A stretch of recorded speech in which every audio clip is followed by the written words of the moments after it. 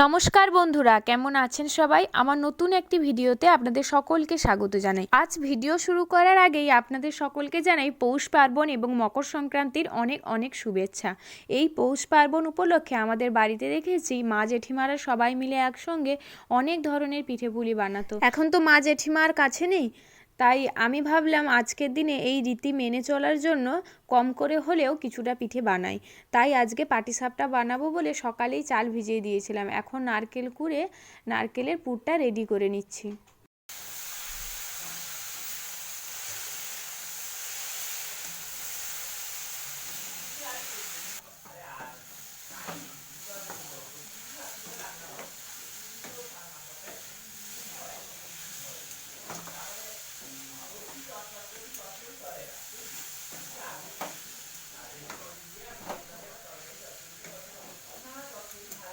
6-7 ঘন্টা আগে থেকে চালটা ভিজিয়ে রেখেছিলাম, সেটা বেটে নিয়ে এবার এই ব্যাটারটা আস্তে আস্তে জল দিয়ে গুলে পাতলা করে নেব।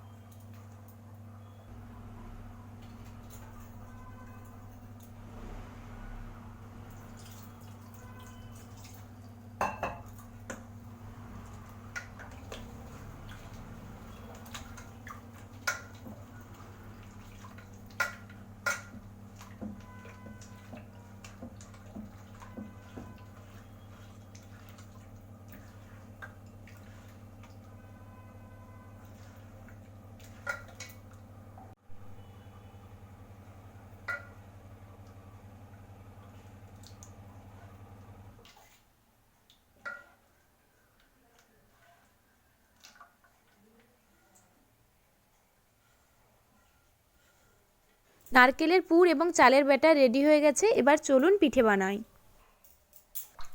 কড়াইটা ভালো করে গরম হয়ে গেলে তবেই পিঠে বানানো শুরু করবেন, না হলে পিঠে লেগে যাওয়ার চান্স বেশি থাকে। প্রথমে কড়াইতে চালের ব্যাটারটি মাঝখানে দিয়ে এরকমভাবে গোল গোল করে ঘুরিয়ে নিয়ে ঢাকনা দিয়ে রেখে দিতে হবে কিছুক্ষণ, প্রায় 30 সেকেন্ড মতো ঢাকনা দিয়ে রাখতে হবে।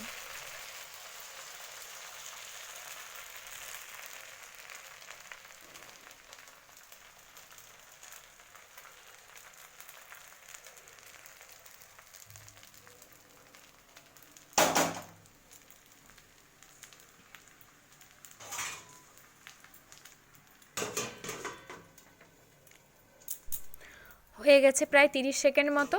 এইবার ঢাকনাটা আমি খুলে দেব। এইবার কিছুটা নারকেলের পুর পিঠের মাঝখানে দিয়ে পিঠেটা আস্তে আস্তে মুড়ে দেব। সাবধানে মুড়তে হবে যাতে পিঠেটা না ভেঙে যায়। এভাবেই আমি এক এক করে সবগুলো পিঠে বানিয়ে নেব।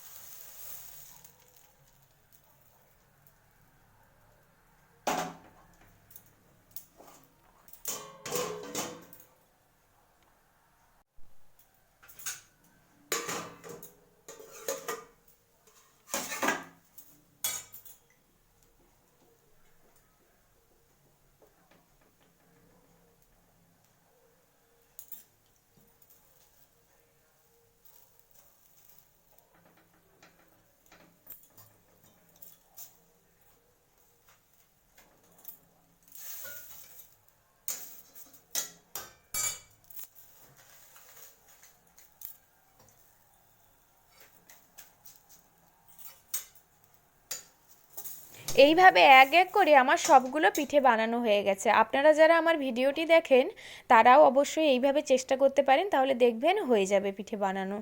আর এই দিকে কিছুটা নারকেলের পুর বেশি হয়ে গেছিলো, আমি তাই দিয়ে কিছুটা নাড়ু বানিয়ে রেখে দিয়েছি। আমার ইচ্ছে হলো ভিডিওটা আপনাদের সঙ্গে শেয়ার করার, তাই ভিডিওটা আপনাদের সঙ্গে শেয়ার করলাম। ভিডিওটা কেমন লাগলো সেটা আপনারা অবশ্যই জানাবেন। ফিরে আসবো নতুন কোনো ভিডিও নিয়ে, ততক্ষণ আপনারা সবাই ভালো থাকবেন, সুস্থ থাকবেন, সাবধানে থাকবেন। সম্পূর্ণ ভিডিওটি দেখার জন্য আপনাদের সকলকে জানাই অসংখ্য ধন্যবাদ।